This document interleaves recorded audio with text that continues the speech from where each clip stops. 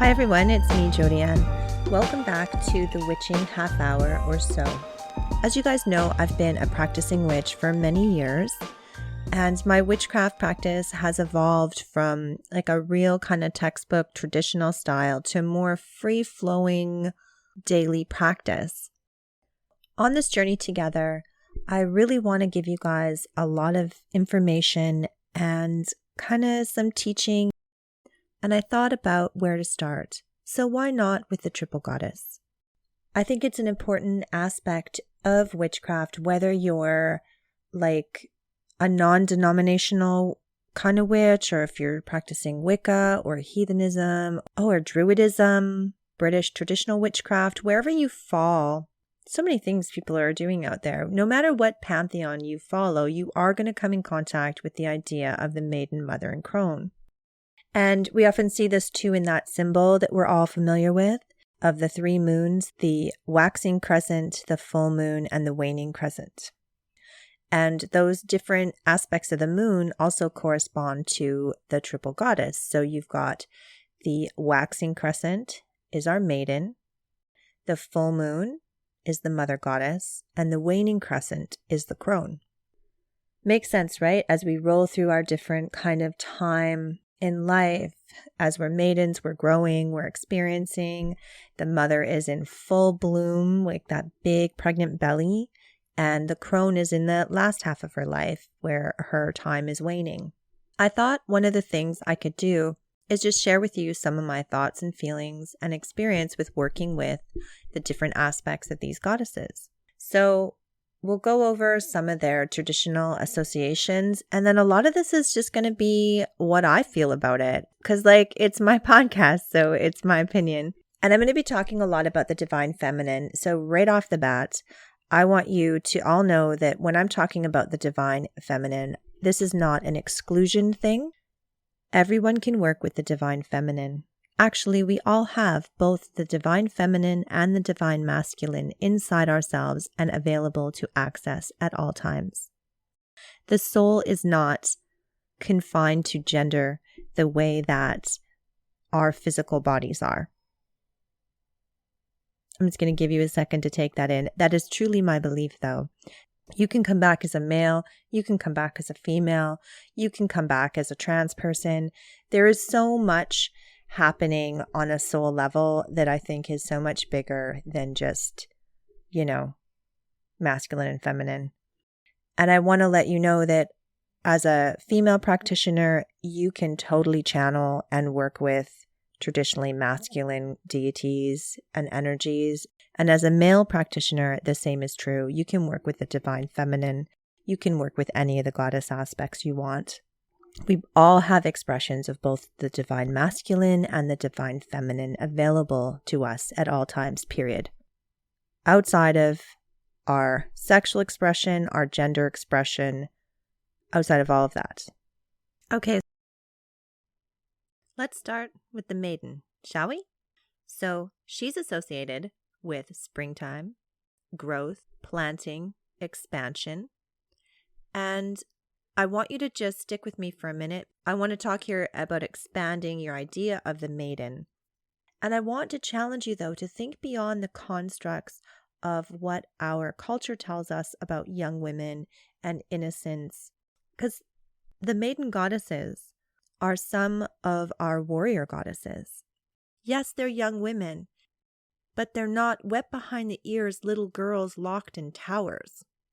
These are shield maiden goddesses. They are maidens only because they have not experienced the rite and passage of childbearing and motherhood. Many goddesses of the hunt are maiden goddesses. They are youthful. They are strong. Because they have not entered into motherhood yet, they have so much freedom. They have many ways of expressing themselves. Their energy is for themselves at this point and in this stage of their life. They haven't yet made the sacrifice of being a mother. I'm going to list off some of the goddesses that are typically, for me anyway, when I work with them, I put them in the maiden aspect of my altar. Athena, to me, is a maiden goddess. So is the most celebrated aspect of Aphrodite. Now, I know Aphrodite does have children. She has many children, but she is a goddess of love and beauty. She stands for sexual expansion, of being comfortable in your body, celebrating your body. And that seduction and that experimentation all around sexuality, that's maiden style energy. The goddess Bridget is another maiden style goddess from the Celtic pantheon, and her expression of life and growth is as a fire goddess. We awaken the creativity within when we work with Bridget. She rules over the celebration of Imbolc, the time right before spring bursts forth, when winter starts to ease its hold on the land. You have Bridget come in and just light a fire in the earth. Then there's Persephone. Like, I could do a whole show really just on Persephone. She's actually been coming up a lot in my meditation and my self-work this year.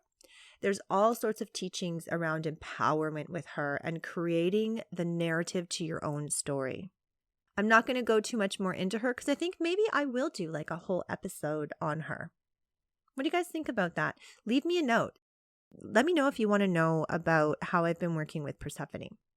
Okay, so now another goddess I work with a lot, who I always put in the place of Maiden, even though, like Aphrodite, she does bear children with her husband, is Freya. She is a mother, but she's more known as a goddess of beauty than she is as a mothering figure. I mean, come on, she's the ruler of the Valkyries. She's so strong and so powerful. And I think working with her was when I started realizing that I started expanding my idea of maiden goddesses, that they don't have to be chaste and sweet and kind. She is the head of the Valkyries. She rides into battle and swoops down and captures the souls of fallen. The Valkyries even tip the scales on who's going to win a battle. That's a powerful place to be. And that's an expression of power, of feminine power, that isn't about nurturing. It's also very different than the idea of destruction goddesses or death goddesses, but it's still incredibly powerful.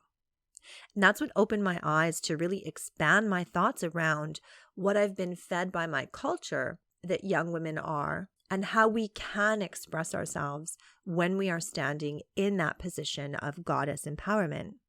You get what I mean? Our maidenhood, that time in our youth before we have entered into parenthood, there is this huge freedom. We are in this exponential growth. We're expanding ourselves. We're expanding our idea of ourselves and how we are expressing who we are.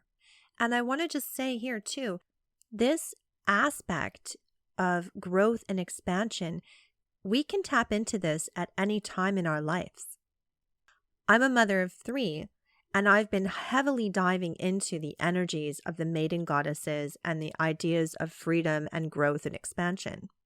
These divine expressions are never tied to our physical realities. They're here for us at all times. We just need to tap into those energies. You got me, babes? Okay, so let's move on to the idea of the mother goddess. There are more representations of the mother goddess than I could even name. Like, think about all those beautiful full-figured statues with the round bellies and full breasts carved out of clay. Like, they are found in every corner in our earth, in every culture that has ever been. Celebrating the mother goddess, the giver of life, is the oldest thing we've ever celebrated, I think, right? Like, we celebrate the sun, the moon, and the mother. Even Gaia herself, the earth we walk on, we have personified as a mother, always giving, always nurturing, ever supportive. I'm going to go over just a few of the mother goddesses we commonly associate with the different pagan pantheons. I'm going to start with Isis. That beautiful image of her with her son on her lap. It's actually the image I have heard and read that they used to overlay the Madonna and Christ child, right? Because the Jewish people wear Jesus was born was in around like the Nile area with the Jewish and the Moses people. They took that iconery and overlaid a new goddess and a new sun on top of Isis holding Horus. Yeah, Isis holds Horus and Osiris is her husband. Yes. Okay. So, see, I don't make notes, guys. I'm pulling this stuff out of my head. I have like little point forms. Can you guys tell that Isis's husband's name was not in my notes? I had to pull that out of my brain. Okay. So the other goddess we have associated a lot with our Wiccan revivalists is Diana, the great mother goddess of the New Age Wiccan revolution, the moon goddess. Then we have Hera, representing the Greco-Romans, and my girl Frigga over in the heathen pantheon. The mother goddess has always been revered for her sage advice. I mean, like she's worshipped as a vessel of life. We all know that, right? She's also revered for her sage wisdom and advice. Her advice comes deep from the heart. You know, when a mother goddess is giving you her wisdom, it is from this place of soft, nurturing, caring, wanting the best for you stuff. She also has deep healing powers. As a giver of life, it makes sense that she is a healer. How can we make this practical? We can turn to these goddesses in the times of our life when we need deep advice, when we need somewhere soft to land, where we are requiring healing. And when we talk of mother goddesses, we're not just talking about the actual mothering of people. I mean, she's there as the giver of life to people, but she also is about the fertility of the land. It's only been in the 21st century that we have had stores we could go to and just like buy chicken nuggets. For thousands of years, our livelihood has been tied into the fertility of the land. So many of the ancient pagan practices are all about following the wheel of the year, and the fertility goddesses are so important.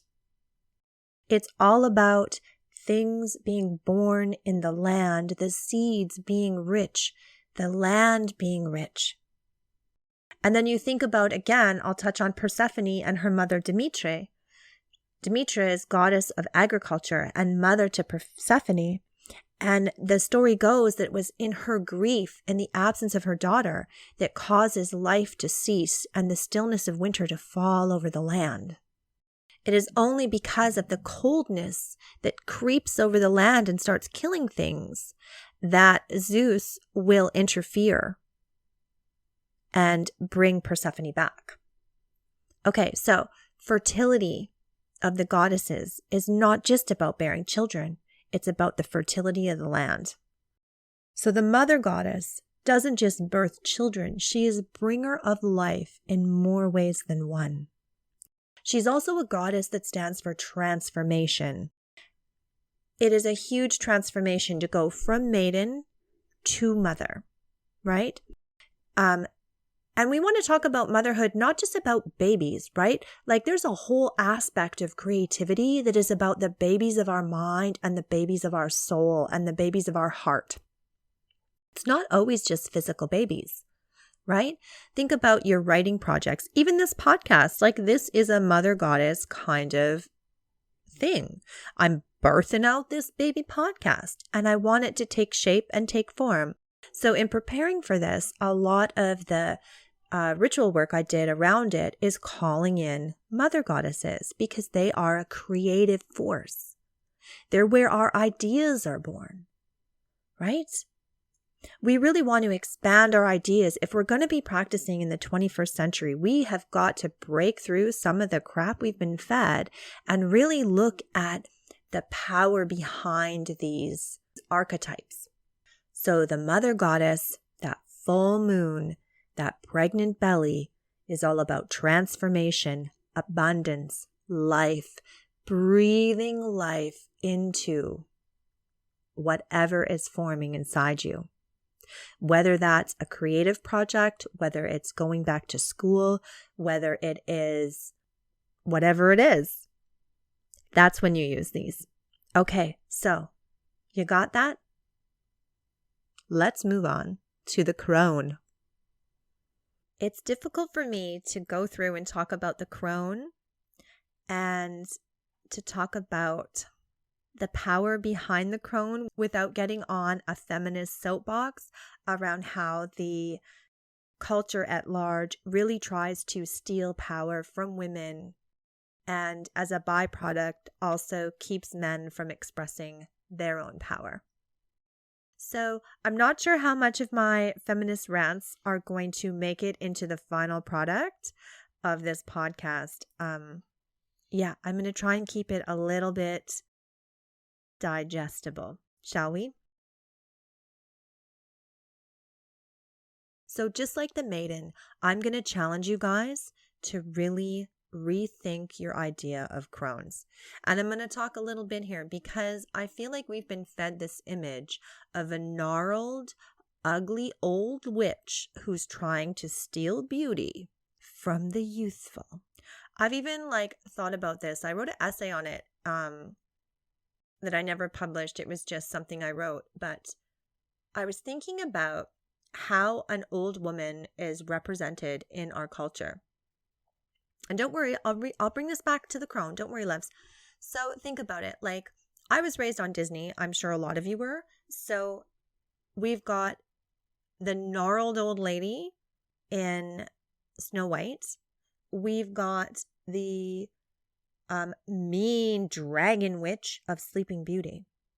And you think about this. These are old women. These are women who no longer have children, right? They are postmenopausal, living their lives, and they are the most frightening thing imaginable. That they have to send the most strongest, most amazing, most knightly knights out to kill them. Really think about that. A woman who is not tied into pleasing men sexually and cooking and cleaning for them and bearing them children. A woman who is outside of the control of men must be killed by the strongest, bravest knight that they have. Really? That's what you need if someone's a grandma and just doesn't want to listen to you? I'm not sure if I'm going to keep that in the podcast, but I'm just going to put it out there because the crone is powerful. That energy of a woman who is outside of childbearing age. Everything in our culture tries to erase her. Actresses can't get jobs after a certain age. We dye our hair to remain youthful. And all of that stuff is tied into, for me, for sure, the contracts. Is tied in for sure to the constructs of the patriarchy. This thing that tells us that women are only valuable as a vessel of fertility and sexual gratification for others. Just going to let you take that in.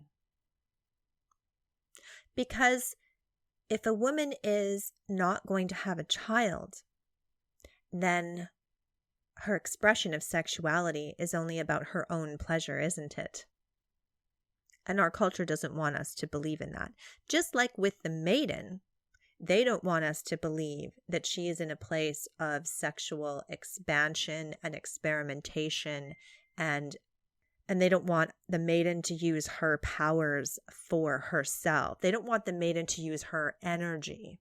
They want to feed us a lie about her being weak, when really most of the maiden goddesses are shield maidens. Oh, this is getting so very feminist. I don't know if I can leave this in. I'm going to stop now. Okay, so that leaves us. We've gone through the Maiden, we've gone through the Mother, and now we're going to talk about the crone. So the crone is I keep saying this is one of my favorite aspects of the goddess. I guess I just love all three of them for the different things they bring forward. Now, the crone is an interesting one to unpack, and I could probably do a whole episode on her. I've written an essay on how our culture tries to erase her, and I really feel that it does. I feel like The power of the crone is something that is trying to be erased from our world because that's how powerful she is. So I feel that our death goddesses fall into this, even the beautiful, youthful ones like the Morrigan. She's beautiful and youthful, but for me, she's a crone goddess because she is that darker aspect. She is that death aspect. So is the Baba Yaga. I put her in the crone aspect. And Hecate, also beautiful, but for me, she's a crone, right? And I actually think the crone is very beautiful. To me, there's something very alluring and sexual and beautiful about a woman past her fertility, because then her sexual pleasure is just about that. It's about pleasure, not about procreation. Just sit there and digest that for a minute, babies. Now, the other aspect of the crone that I find really beautiful is she brings this wisdom and experience. She has been a maiden. She has been a mother. And as a crone, she's often put in that midwifery position. She is courting death because she's at the end of her life, but has more understanding of birth than the mother. Because the mother goddess is in the process of birthing. The crone has already passed through that stage and holds the wisdom. So she can nurture the mother through her transition. And she also whispers into the ear of the maiden. The maiden and the crone are quite close. It is in the celebration of the winter solstice that the crone starts the transition of giving her throne to the maiden, right? Because the maiden is about spring, the mother is about summer, and the crone is about fall and winter. And they just keep on flowing through. So when we were talking about the mother, we're talking about how that aspect of the goddess has been represented all over the world. Little clay statues, little corn dolls, all these different aspects of the mother goddess. What we're just starting to find out, and I just learned about her like a few years ago, is there's a very ancient crone goddess, and she is the Sheela Ne Gee. Now, her origins are uncertain. I'm going to put some Google links up in the show notes because different anthropologists disagree on what she represents. And even where she came from is not very clear. There's a lot of depictions of her in Europe, and there's some in the Celtic areas, but they do think she could have originated from Germany. I'll put the links up for you guys and you can read it your own. But the Sheela Ne Gee just fills me with joy, really. She is this skinny, little bony woman with hangy downy breasts who's got her legs wide open, and she holds open her vulva, and it's very exaggerated. And she's over top of doors and on gate posts and stuff in these old European buildings. Now, many of these ritual sites have since been taken over, and Christianity has been overlaid on top of them. So you can sometimes see her in some of these very Christian buildings. However, she is a very pagan goddess. And the idea is that she protects. It is her barren womb that protects. She's that powerful. One of the things I've learned in working with the crone goddesses is acceptance, self-acceptance, acceptance for all the different things that have come my way and my reactions and experiences to them. I've had a few years where I've worked on a lot of deep shadow work type stuff, and it's been the crone goddesses that have held my hand through that have urged me forward and got me through a lot of the things I have done healing work on. They have taught me that, and you'll hear me say it on this podcast, to break through some of the ideas we've been carrying, to let go of things, to really look at what is behind the shadow in my own mind, helping me find the core of issues so that I can work through them and get into that alchemy aspect of self-growth and change. And they're not afraid of anything. These are death goddesses, right? They're at the end of their life.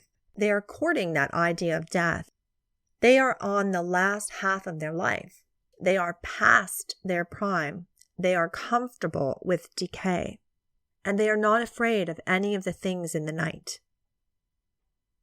Hecate rides into the night with the wind whipping at her back, fearless.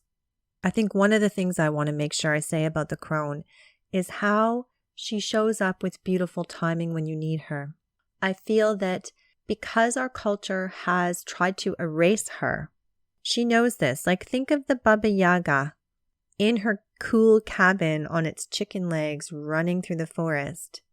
She shows up when she is needed. She doesn't suffer fools, but she also doesn't speak unless it's wisdom. So when a crone goddess shows up for you, it's going to be at a time of powerful transformation in your life. The goddess is expressing herself in that time of agedness where she doesn't have a lot of energy to mess around anymore. So she cuts to the point. She's very blunt. It's a beautiful energy to work with because it gets stuff done with such deep compassion and such deep transformation. The crone is so much more than a hag in the woods. She is so much more than our culture has allowed us to see of her. From the compassionate hand that sits with you as you watch those you love slip into the night of death and then carries your grief with you, to the laughing Sheela Ne Gee opening her vulva to scare away the demons. She is one of my favorites. I keep saying this about all the goddesses. It's so funny. But yeah, I will leave you with this. There is no deeper compassion than working through grief with a crone goddess. If she shows up for you, if she's coming up in your meditations, if she's coming up in your card pulls, I challenge you, my babies, to open your heart to her. She has such deep wisdom. So that's my 3 cents on the Triple Goddess. I hope you guys liked it. And please like, follow, share, drop me a line. You can see me on my other social medias. All of that, links to everything will be in the show notes. I'll also make sure I put in some links, definitely to the Sheela Ne Gee and to some of the other goddesses I've talked about. Okay, lovies, take care, and I'll see you soon on another witching half hour or so.